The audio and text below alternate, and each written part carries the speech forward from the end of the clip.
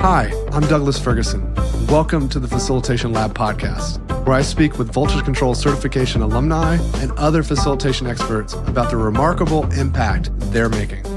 We embrace a method-agnostic approach, so you can enjoy a wide range of topics and perspectives as we examine all the nuances of enabling meaningful group experiences. This series is dedicated to helping you navigate the realities of facilitating collaboration, ensuring every session you lead becomes truly transformative. Thanks so much for listening. If you'd like to join us for a live session sometime, you can join our Facilitation Lab community. It's an ideal space to apply what you learn in the podcast in real time with peers. Sign up today at voltagecontrol.com/facilitation-lab. And if you'd like to learn more about our 12-week facilitation certification program, you can read about it at voltagecontrol.com. Today, I'm with Charles Hoskinson, founder of Cardano, co-founder of Ethereum, and CEO of Input Output. He is also a bison rancher, runs a healthcare clinic in Wyoming serving over 11,000 patients, owns a construction company, and takes a keen interest in synthetic biology. Welcome to the show, Charles. It's great to be here, Doug. How you been? I've been great. I've been really looking forward to this conversation because really kind of wowed by the project around the Constitution. And as I was reflecting on this, it brought up some memories for me along the way. Specifically, I remember my first visit to the IO offices, and you were leading a really engaging tour. And at some point, you showed us this Native American artifact. I viewed it as a primitive technology for improved conversations. And I was just curious if you could start off maybe by sharing a little bit about that artifact and what it means to you and how it connects to your philosophy on communication. Yeah, so I got that right here. This is a talking stick. It's used by the Sioux amongst other Great Plains Indians. And basically how it works is whoever has a stick gets to talk. And if you don't talk, if you talk out of band, they hit you in the head with a stick. That's why it's got a bone on it. But I always love having it in the office. I've only had to use the talking stick once, but I have a lot of artifacts. And what's really cool is that when you come to the office, we have everything from hyperdimensional spaces here that are kind of compressed in a cube to samurai armor over there. Then we have the talking stick and a lot of paintings, a lot of sculptures. And all of these things, I pick them up because they connect to something that I'm interested in. Like I have an ant hive in the office where they poured molten aluminum into an ant hive and then they dug it out and cleaned it off. And it shows you the power of complex systems where simple rules applied again and again can actually result in these amazing structures. But the Native American art is some of my favorite. I collect Kachina dolls, and I have a lot of various things throughout North America. And, when you look at governance of like the Iroquois or the Cherokee Nation, especially the Iroquois, they had this decentralization about how they made decisions and consensus building behind they made decisions, and almost like a participatory democracy. And it was just really extraordinary that you could think, wow, these guys had to find a way to get along, and they had to find a way to communicate, even though they would only meet maybe a few times a year. And there was a lot of challenges and difficulties there, and no modern technology, yet they were still able to build a stable government. So there was a lot of lessons there about how do you build a decentralized government? How do you build a government of equals?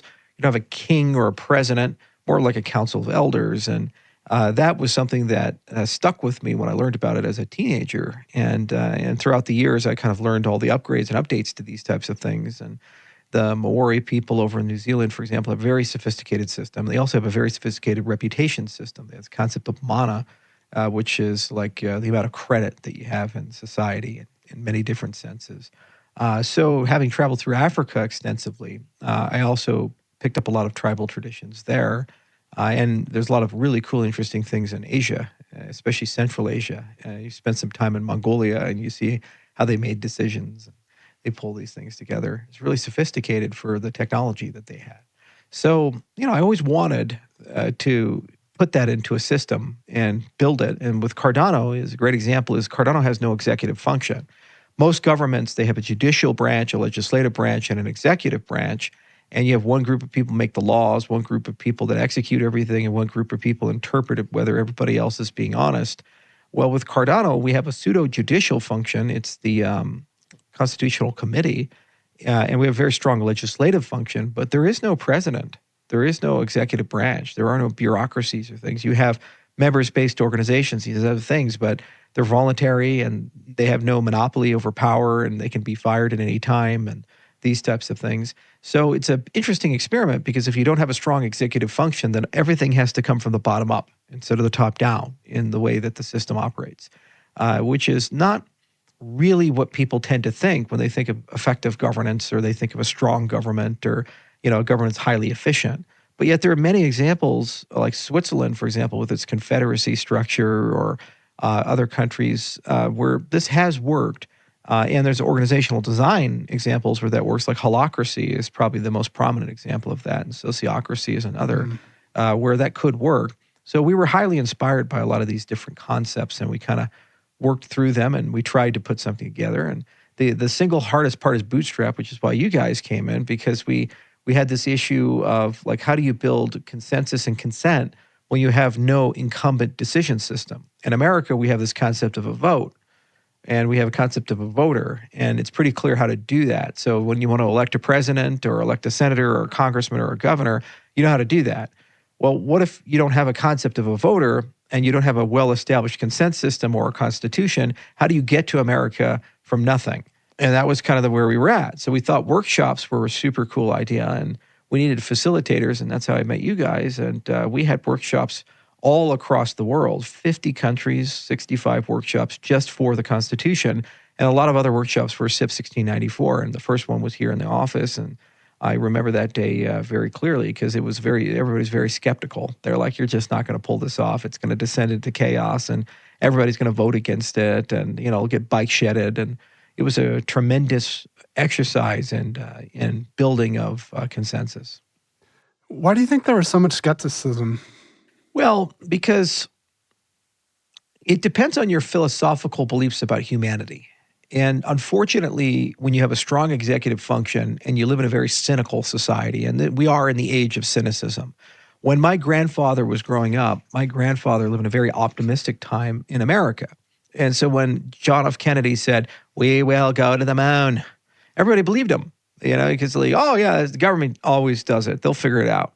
Because this is the government that when FDR said, "Hey, I need you to go build the world's largest office building in a swamp and you have 6 months to do it," Leslie Grope said, "You got it, sir." And he went and built the Pentagon. So there was this can-do spirit of, we don't really know how to do it, but we're just going to figure it out and it's going to get done.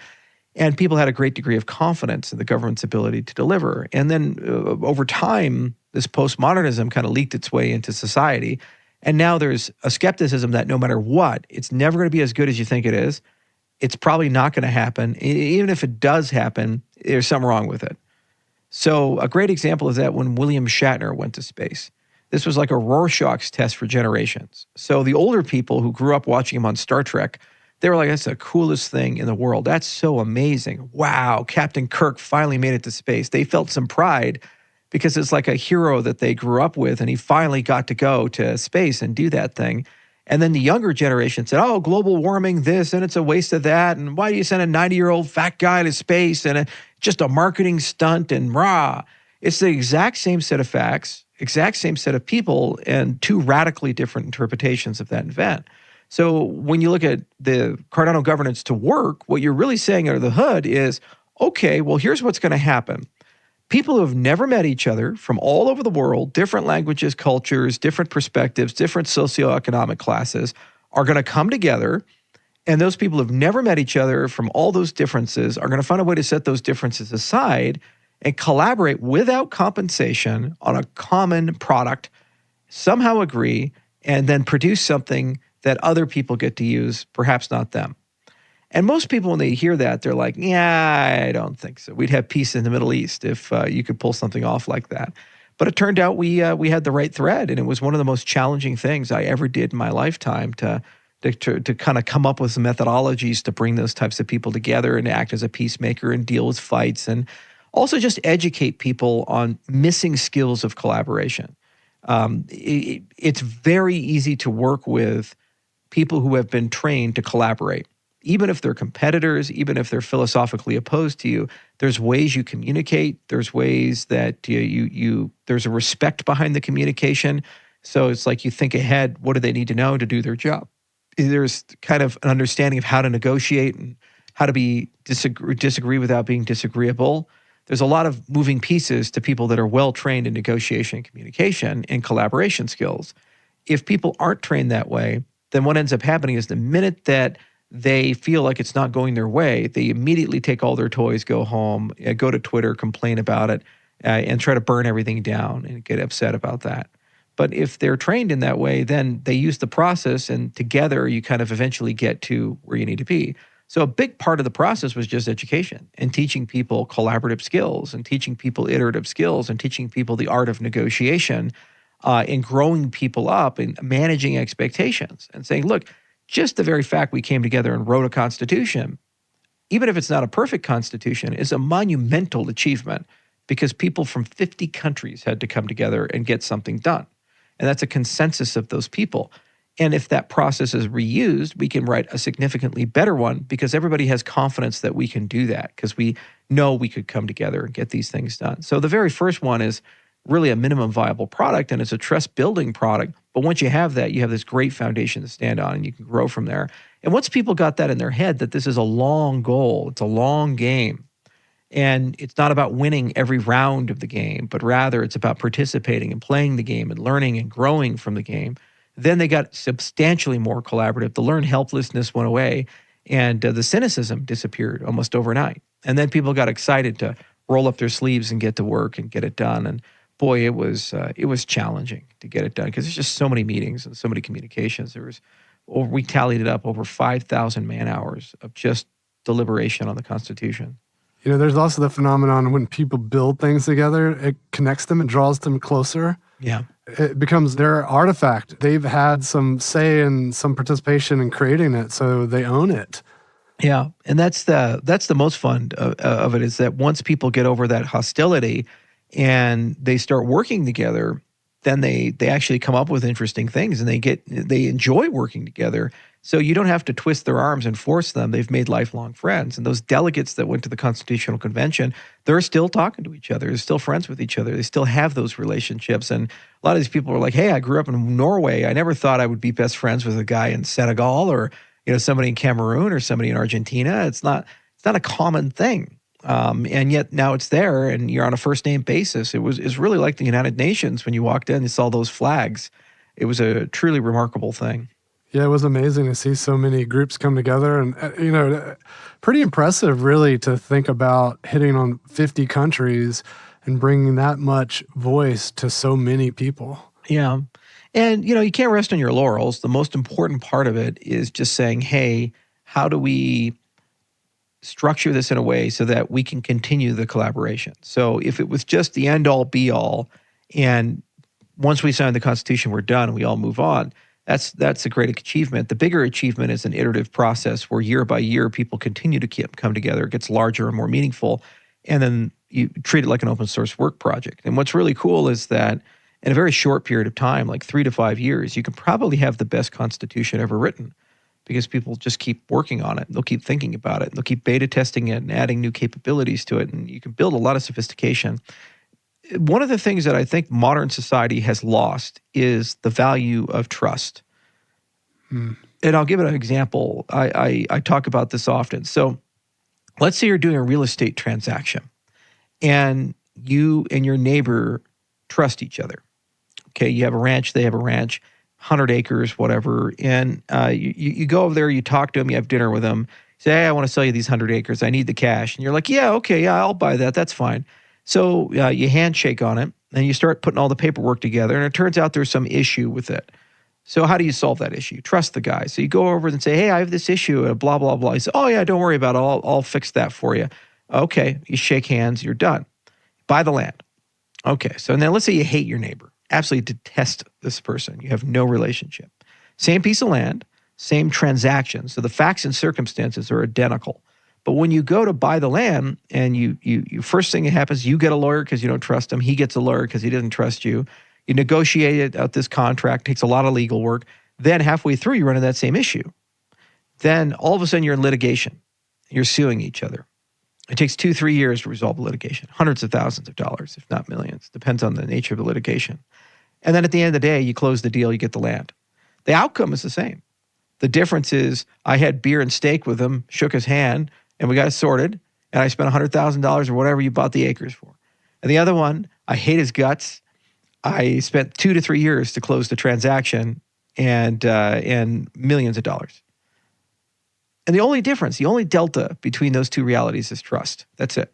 So when you build systems that over time produce trust, what ends up happening with that is you create a momentum where you can do remarkable work quickly and get things done quickly. And you'll notice that the ratio of organizational design to trust, the historical ratio of this, where high trust things tend to have low bureaucracy and low trust things tend to have high bureaucracy. Because you don't need the bureaucracy. The bureaucracy's purpose is to de-risk, and if you trust everybody, then you know that even if a mistake happens, that person's got your back, and he or she is going to go and take care of you and figure that out. So you don't need layers and layers and layers of accountability and audit and oversight, and this department and this manager and this manager and that. So look at NASA in the 60s versus NASA today. So NASA in the 60s, there was a political mandate, move fast and break things. So even when astronauts died, like when that terrible Apollo disaster happened and the astronauts burnt to death in the capsule, there was an understanding that NASA was going to get this done. And so they just let them be NASA and they moved forward. Then after Challenger and Columbia, it badly damaged the reputation of NASA, and it changed the culture so that we can never have a failure, which meant they had redundancy after redundancy, redundancy after redundancy. And that culture was so restrictive, it'd take 20 years to do anything, and it'd always be $5 billion. Then SpaceX comes along, and you have a culture where people are like, we trust the leader. He's going to take us to Mars. Everybody's aligned with the mission. And if we break some things along the way, it's encouraged. So when the rockets blew up, the Falcon 9s, Musk was right there on the beach with these guys collecting pieces of rocket right off the beaches. And Starship is a phenomenal example of that, where you see blow up all the time, and they make this exponential progress on the platform because they're totally comfortable as a culture losing 2 or 3 Starships a year, 4 Starships a year. But they know that within 5 years, that's going to be a productized platform. You try this with NASA, they've tried it for the last 20 years, they haven't been able to match it. So culture of trust is what gets you there. And when I went to the SpaceX facility in Hawthorne, they're building a rocket every 2 days. A full rocket every 2 days. I've just never seen anything like it. And everybody just works as a team. They communicate extremely well. It's very horizontal in structure, so there's not this high vertical bureaucracy. Just everybody has, a domain. And there's a lot of admiration and respect there. So I really admire organizations that figure out how to inculcate that, develop that.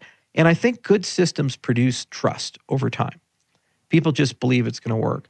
Chinese people trust the Chinese government. It's a really weird thing. We Americans, we look at it, we say, well, China's a dystopian hellscape because they have social credit and these other things. Well, when they look at the approval rating of Xi or these other people from people rank and file China, most of them believe in the next 10 years, China will be more progressed, more prosperous, and more powerful than the last 10 years. And that will be shared adequately with the people of China because they've gone from nothing in the 1970s where people would starve to death on a pretty regular basis to one of the world's greatest superpowers. And they did this decade after decade after decade. So whatever they're doing in that system, it's producing trust in its citizens for that. And so trust doesn't necessarily equate to our notion of honesty and our notion of morality or our notion of ethics. Trust just basically means that for whatever the system is intended to do, you over time start believing it's probably going to do that. And it's going to do it well and efficiently, and it's going to do it more likely than not to my satisfaction.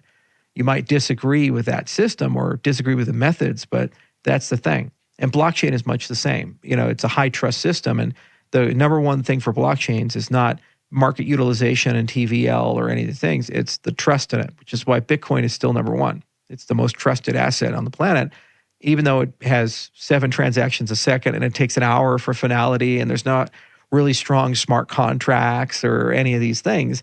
It's the trust that makes Bitcoin so powerful. Yeah, it's interesting. I think you hit on something that is a little, in my mind, differentiated from trust, which is the ability to allow failure.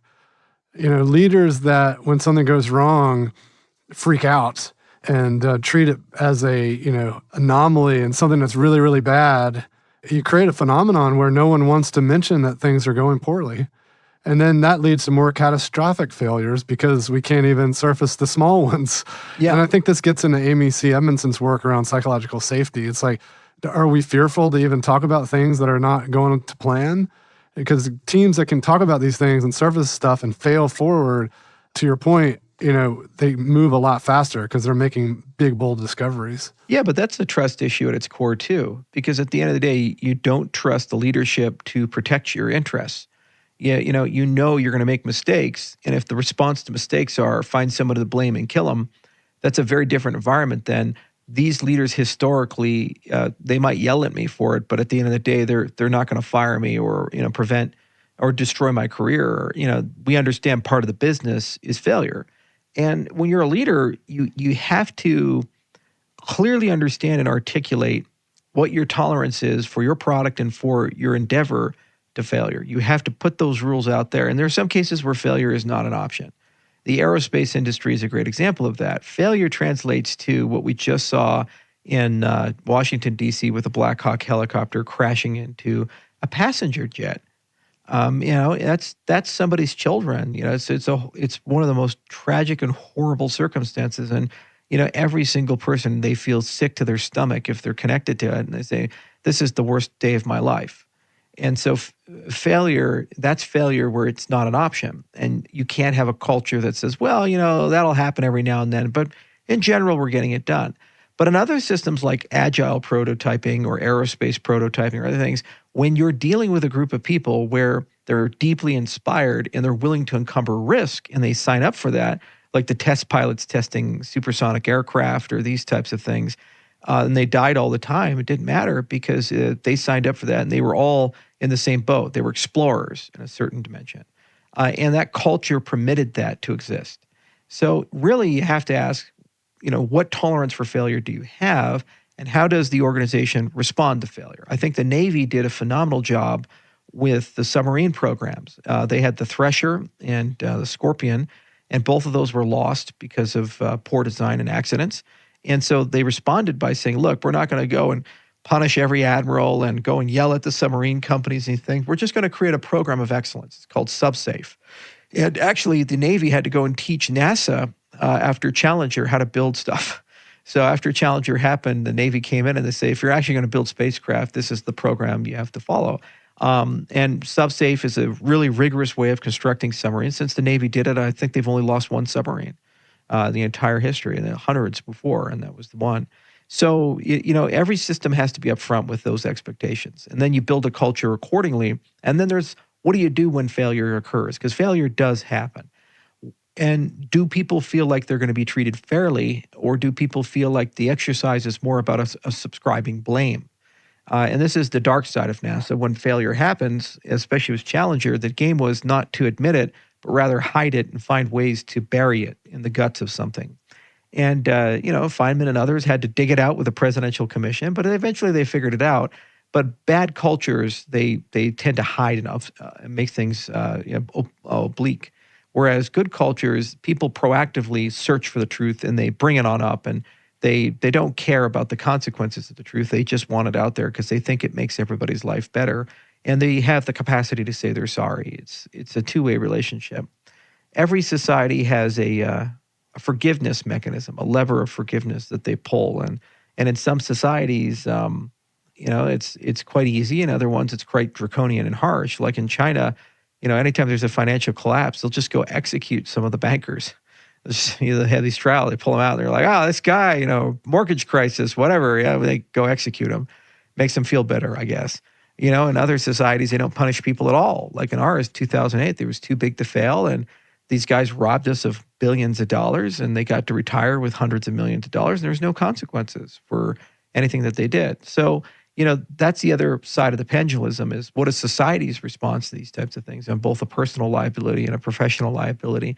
And what's the organizational response to these things? And then therein, that structure, you start thinking around, well, how do you build psychological safety, if it's even possible at all? In some cases, it's not.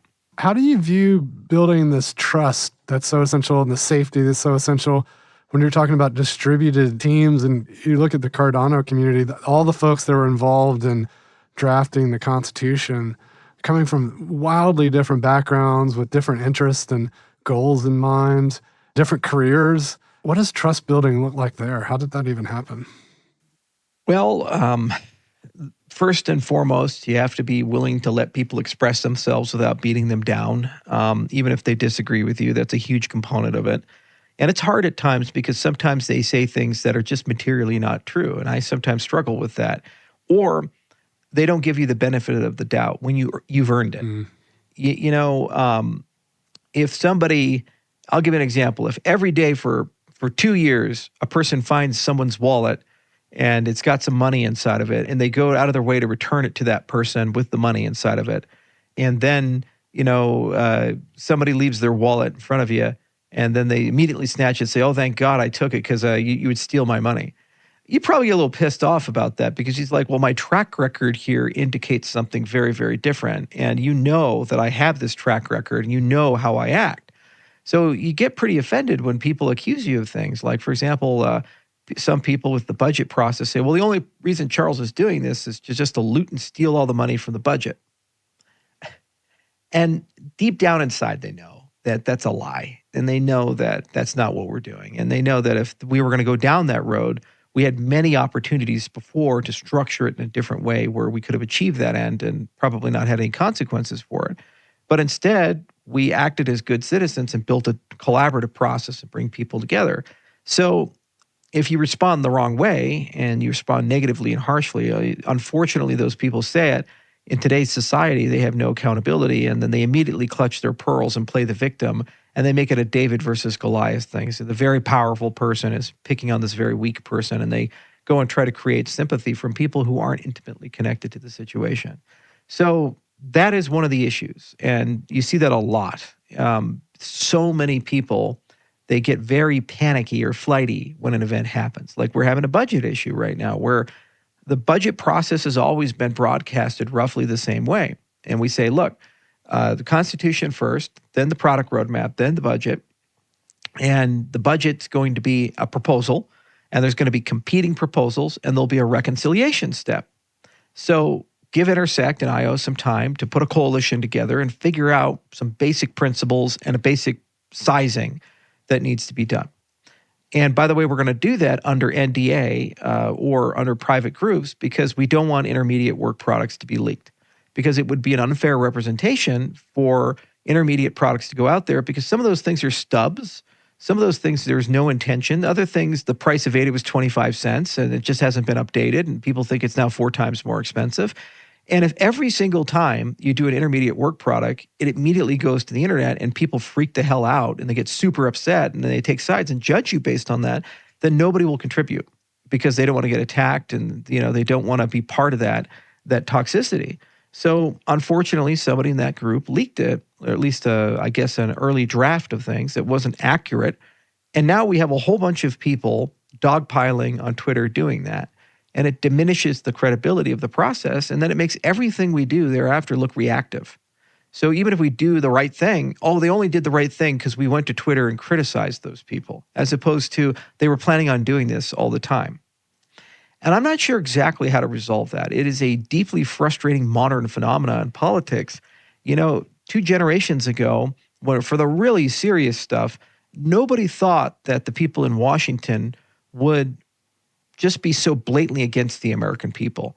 Like, let's say there's nuclear weapons crisis with the Soviet Union, like the Cuban Missile Crisis, for example. Eisenhower and Kennedy were talking to each other every day. Republican, former president, Democrat president, and 100% of Washington was aligned. And they're like, what can we do? How can we help? This is a national security issue. We're all in the same boat. Now in Washington, every national security issue, they look at it through the lens of how can I gain political power as a result of manipulating this event to my own interest? So there's zero trust in these types of things. If you ever have a meeting with a person who's politically opposed to you, they don't have your back. Even common decency is out the window now. Like Bernie Sanders, for example, in Tulsi Gabbard, she gave up her career in the Democrat Party. She was a rising star. She could have been president one day as a Democrat. She gave up her career by backing Bernie Sanders over Hillary Clinton and criticizing Hillary Clinton and how she kind of strong-armed the 2016 nomination against Bernie. And Bernie's probably going to vote against Tulsi, running for DNI. It just shows you how far partisan politics have gone. If I know that this person gave up their career to support me and they had integrity and fought hard for something that was important to me, I wouldn't betray that person, stab them in the back for a job that I knew they were qualified for, but I'm only voting against them because it's a party line thing. Where's the good in that? So when you see a system behave that way, you tend to just lose all trust in it, and you start doing pretty extreme things. So it's a delicate thing, and it's a hard thing, and events happen, and they make you a little angry at times, and then you're very disappointed in people and their conduct, especially when they do things a certain way. And at the end of the day, if you have benefit of the doubt, then you realize that even if it's not a perfect work product, the person's heart is in the right place, and you can work with this person. So if somebody's heart's in the right place and they produce something you don't like, your first response should be just pick up the phone and call them and have a conversation with them, because they could be persuaded. And you're both on the same side. You both want the same outcome. And what you do as an adult, you explain, I think you're trying to achieve this and this and this. Is that right? And they say, yeah, that's exactly what I'm trying to achieve. Say, okay, well, here's the problem with what you've proposed. If we go down this road, we're going to run into A, B, and C. And I think if you do choose this alternative, you won't have A, B, and C, but you'll still achieve the same end. And then they hear it out and they say, oh, yeah, actually, that makes a lot of sense. I think we'll go with the thing you're doing. Or they'll disagree and they'll say, I thought about the thing you're doing, but here's this other thing you had no idea about that I know about, and I'm going to tell it to you, and that's why I was forced to do the proposal that I had.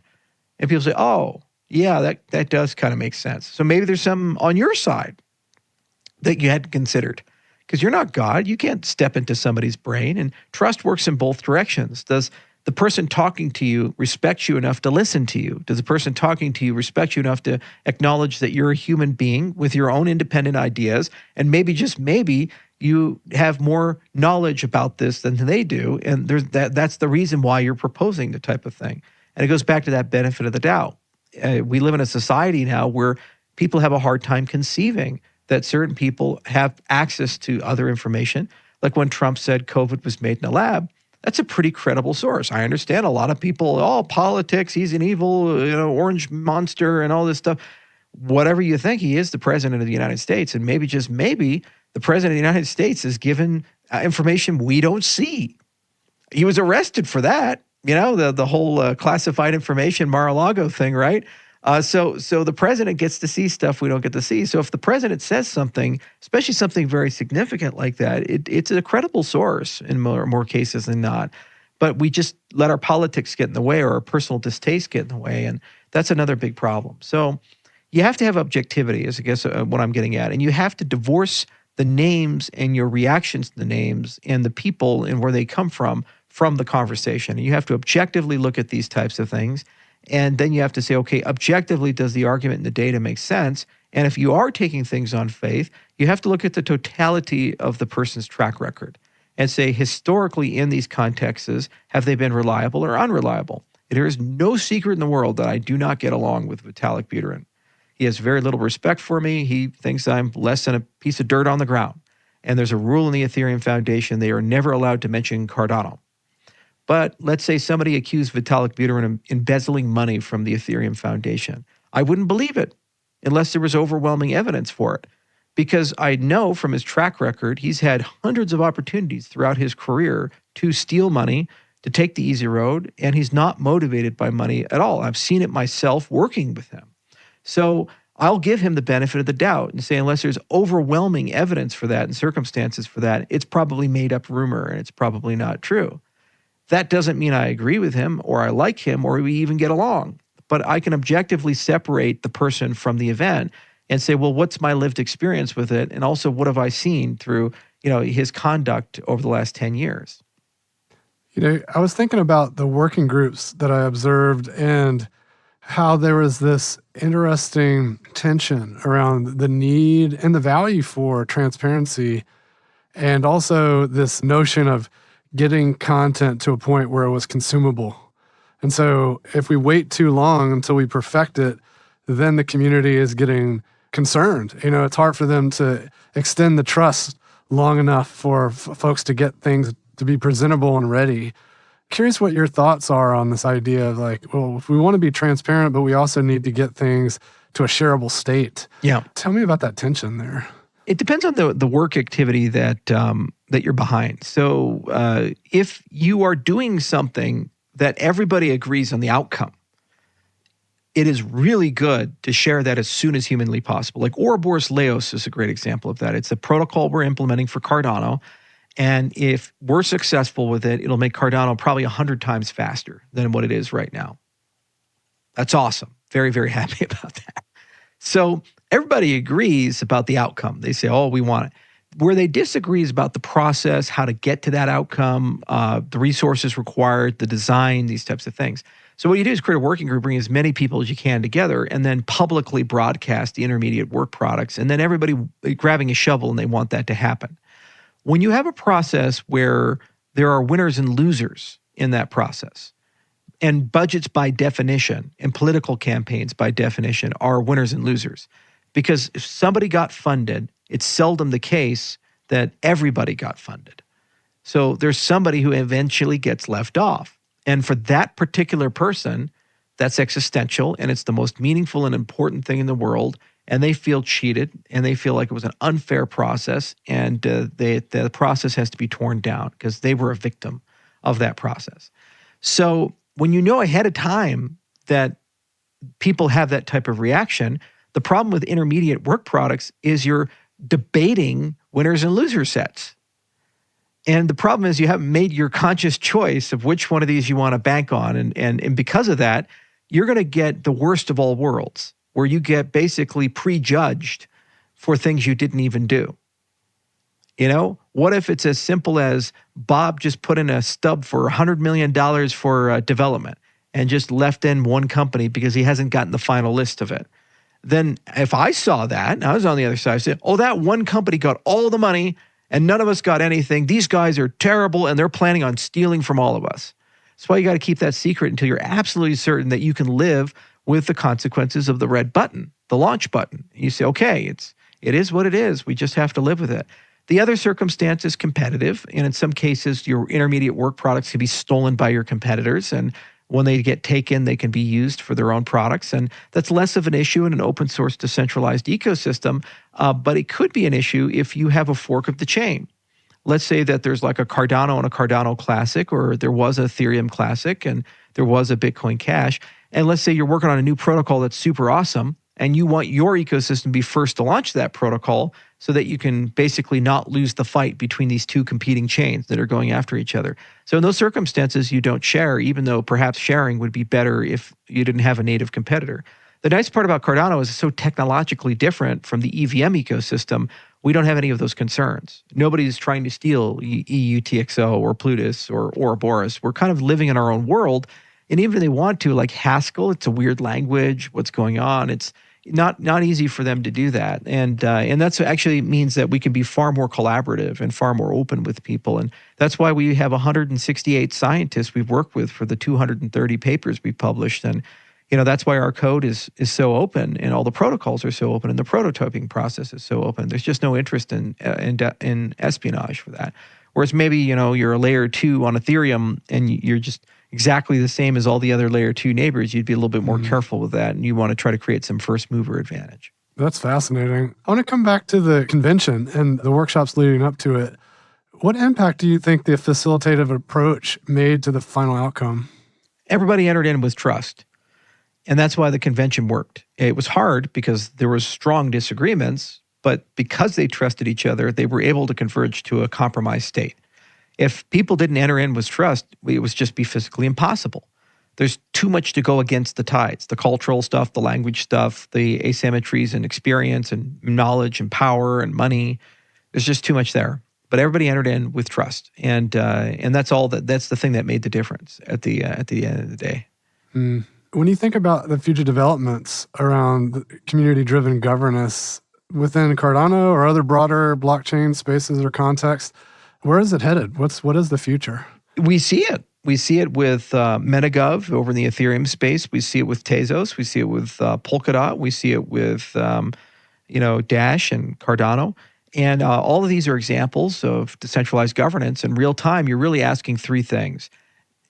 Does the system have three properties: integrity, efficiency, and effectiveness? Integrity means you start with a founding intent, and does the system preserve that founding intent? So the Constitution is the founding intent of Cardano.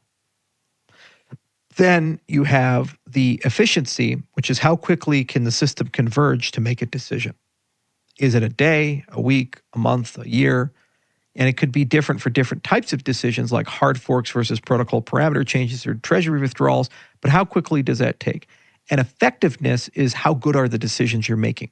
So if you set an outcome, can you make that outcome? So for example, we say something like, we think this budget for 2025 will double the size of Cardano as measured by transaction volume and TVL. Did it happen? If it did, it's an effective system because those were the measurement criteria. That's the outcome we wanted to achieve. We achieved it. So typically you have a governance trilemma where you only get two of the three if you're good. Sometimes you get all three, but it's hard. So China is a great case study in efficiency and effectiveness, but no integrity. What I mean by that is if from a Western perspective, integrity to me means that you don't persecute minorities. Integrity to me means you protect human rights. Integrity to me means you value freedom of commerce and expression. But when I see Jack Ma be disappeared because he disagrees with the government, or camps set up in Western China because they belong to an ethnic minority, or eminent domain used to basically just take people's land and if they complain, shoot them, that's not a preservation of human rights integrity. On the other hand, China's gone from a backwater to a superpower in 5 decades. So it's a very effective and efficient system upon that optimizing function. Then you have places like Switzerland, which are high integrity. They have rule of law. They protect human rights.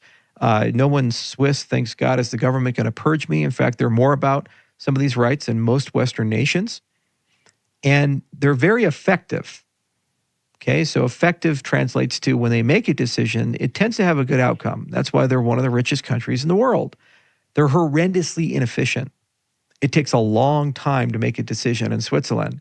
And Zurich is a great example. If you go to the basement of one of the buildings, they have this beautiful large wooden model of the city of Zurich. And you have to go through these stages of steps. Whenever you want to build something in Zurich, you have to they'll add it to the wooden model and the town council will debate it and talk about it. It'll take 20 years to get a permit to build a skyscraper or to modify something inside Zurich. So, because they say, we have like 800 years of legacy with this city. We don't want to squander it because of, you're going to make some pretty building, but it won't fit in. So everything in Switzerland operates this way. They think in terms of decades and centuries. And Japan is the same way in certain places where everything is deliberate and takes a long time to get done, but it tends to be very effective. So efficiency goes away. So you typically get two of these things. In really bad systems, you don't have any of them. You're inefficient, you're ineffective, and you have no integrity. A lot of dictatorships end up this way.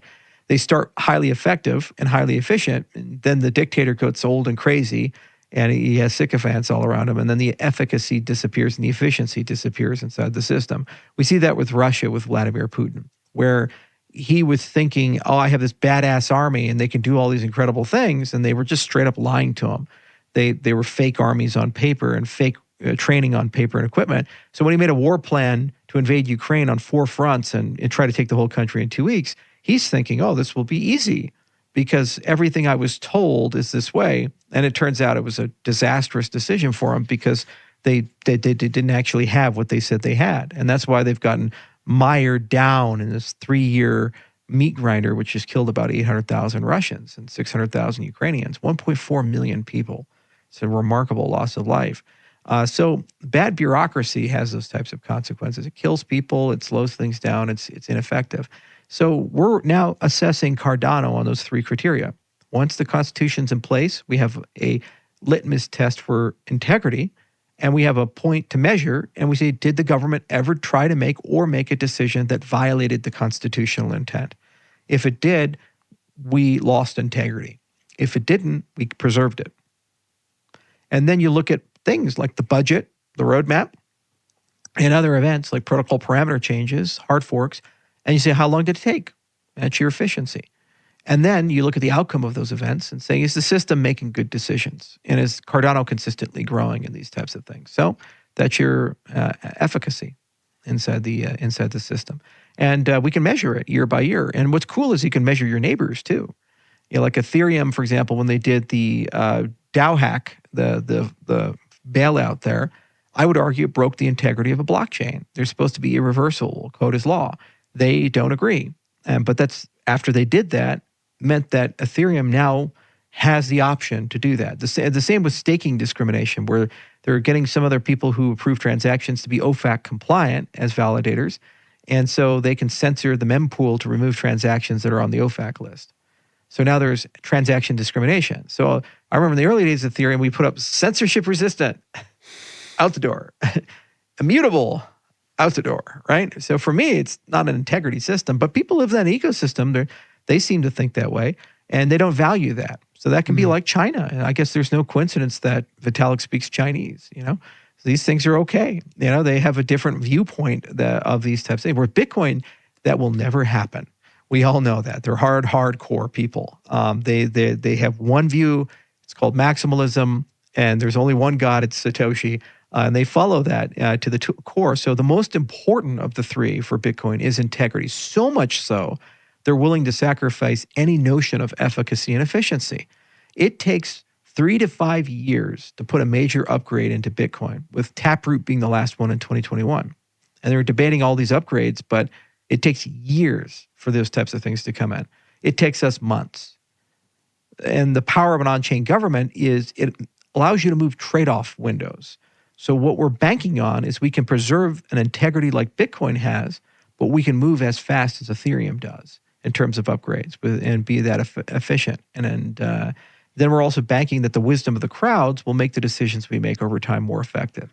So over time, the budgets will get more effective, and over time, the product roadmap will get more inclusive and effective for what we need. And we'll see. But if it works out, it's a great case study in governance models, and it's something to learn from. So thinking about the community-driven approach to drafting and voting in the constitutional draft, what challenges do you foresee in scaling this approach? As you think about bringing in more community members, more ADA holders, more voices? I don't think I think that the thing is designed to scale. And we know that because we've gone from nothing to 780 DREPs. We've gone from nothing to 108,000 people participating in governance in some form or fashion. And we've done all of that without the network collapsing and actually having to spend hundreds of millions of dollars. That's a really amazing thing. The workshop is the single most expensive artifact, and I'd like to have it as an ongoing concern. But really, for a representative sample of the world, you're talking about something in the order of magnitude of about 5 to 10 million per year. And not just for governance workshops, but also product and budget workshops. So I think they have a place and purpose, especially in areas that are very disenfranchised, that just don't have native access to the ecosystem and they don't have the money to travel. So that's a model that you pull out and you use. And also when people start developing their own communication channels, like the DREPs are starting to all talk to each other, and they're forming coalitions, and they are in the same Discord, and they have regular meetings and these types of things. That is an organic bottom-up coordination, and once it occurs, then it becomes very efficient. So if you want to percolate information through the entire ecosystem, it's very straightforward. You just do 3-4 things, and then boom, you've talked to half of Cardano. Now, innovation also can help. One of the things we're working on in terms of technology is I really want a pub-sub mechanism that when you go ahead and delegate or delegate your ADA or your vote to a stake pool operator or to a DREP, that you also auto-subscribe in your wallet to their comms channel. So those people can push messages to you. I really think that that would be an amazing feature, and we'll probably roll something like that over into Lace and then hopefully gradually get into the Cardano protocol. Well, the minute you have that, if you're a DREP or if you're a stake pool operator, you now have a button to click to talk to every person who trusts you. That's really powerful because you don't know those people. It's a permissionless system. They could be in Nigeria. They could be in Vietnam and not speak English. They could be anywhere in the world when you really think about it. And when they delegate to you, they're not giving you their name, their email, or any of these types of things. So having a comms channel where those messages can be pushed, super valuable because then you know how to reach everybody. But wait a minute. If everybody, like 70% of the Cardano users are delegating to SPOs, and about 20% right now are delegating to DREPs, and that's growing every day. Once we have those systems in place, just by talking to a few hundred DREPs and a few thousand SPOs, you literally can talk to every person in Cardano. That's the power of networking. So that's awesome. So you just create a horizontal communication channel for that. And even if when you want to coordinate and scale at a level of 10 million people or 100 million people, you now have an effective way to do that. So part of the game is just making sure you have the right comms channels and the right collaborative media workshops. Their primary thing isn't information discussion. You can do that over Zoom. The primary thing is trust building. Because when people actually meet each other and they spend time with each other and they get to know each other, that creates a reality where they're like, I now know this person.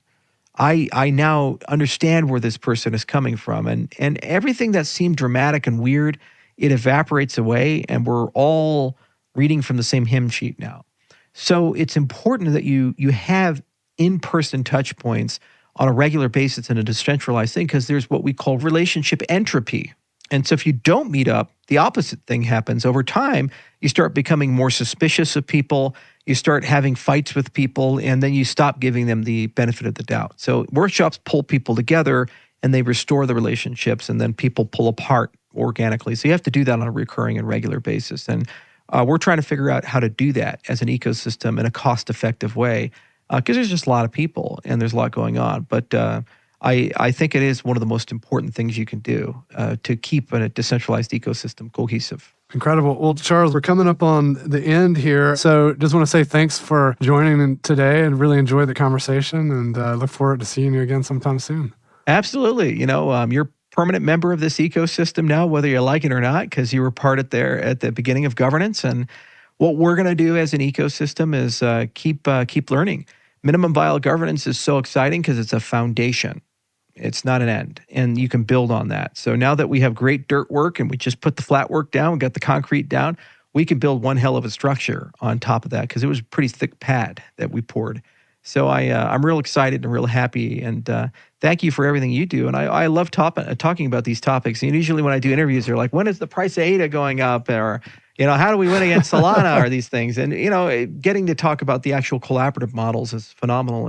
And I'd highly recommend you interview Tam Hassan, the president of IO, because this is what she does. She's super, super good at these things, and she's in love with the idea of building better collaborative models, and it's always fun to talk about them. Ooh, yeah, I'd love to. Fantastic. Well, thanks for the recommendation, and again, thanks for coming on the show. Thank you, Doug. Cheers. Thanks for joining me for another episode of the Facilitation Lab podcast. If you enjoyed the episode, please leave us a review and be sure to subscribe and receive updates when new episodes are released. We love listener tales and invite you to share your facilitation stories. Send them to us on LinkedIn or via email. If you want to know more, head over to our blog where I post weekly articles and resources about facilitation, team dynamics, and collaboration. voltagecontrol.com.